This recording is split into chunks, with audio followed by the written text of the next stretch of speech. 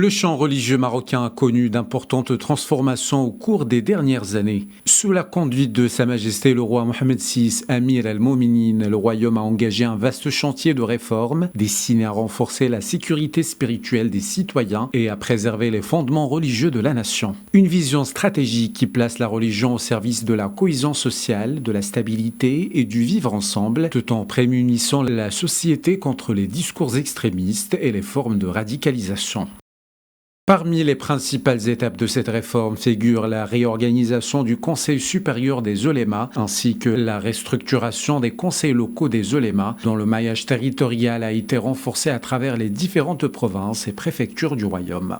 Cette nouvelle organisation a permis de rapprocher l'encadrement religieux des citoyens, de renforcer le rôle des oulémas dans l'orientation et la sensibilisation tout en contribuant à l'unification du discours religieux autour des valeurs du juste milieu. Les réformes ont également conduit à la création et au développement d'institutions spécialisées dans la recherche et la réflexion religieuse, chargées d'accompagner les mutations intellectuelles et sociétales contemporaines. Parmi elles, la Rabita Mohammedia des oulémas qui mène des travaux de recherche en études islamiques et en sciences humaines, ainsi que Dar al-Hadith al-Hassania, établissement de référence dans l'enseignement supérieur des sciences religieuses.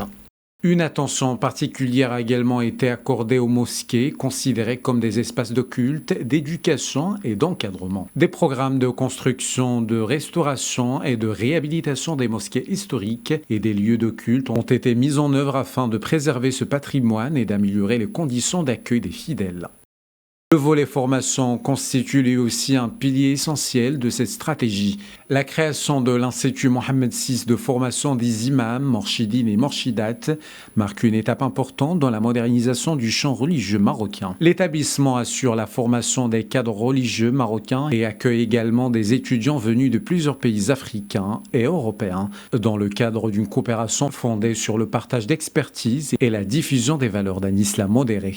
Dans cette même dynamique, la Fondation Mohammed VI des oulémas africains œuvre au renforcement des liens entre les savants du Maroc et ceux du continent africain en faveur de la promotion d'un islam de tolérance, de coexistence et d'ouverture. Afin de toucher l'ensemble des composantes de la société, le royaume a également développé les médias religieux et encouragé les initiatives de diffusion de la culture islamique authentique, fondée sur les valeurs de dialogue et de coexistence.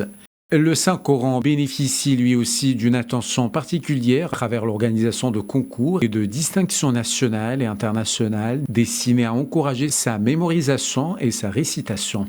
Au fil des années, ces réformes ont permis au Maroc de construire un modèle religieux original, un modèle qui contribue aujourd'hui au rayonnement du royaume et fait du Maroc une référence régionale et internationale en matière de gestion du champ religieux et de préservation de la sécurité spirituelle.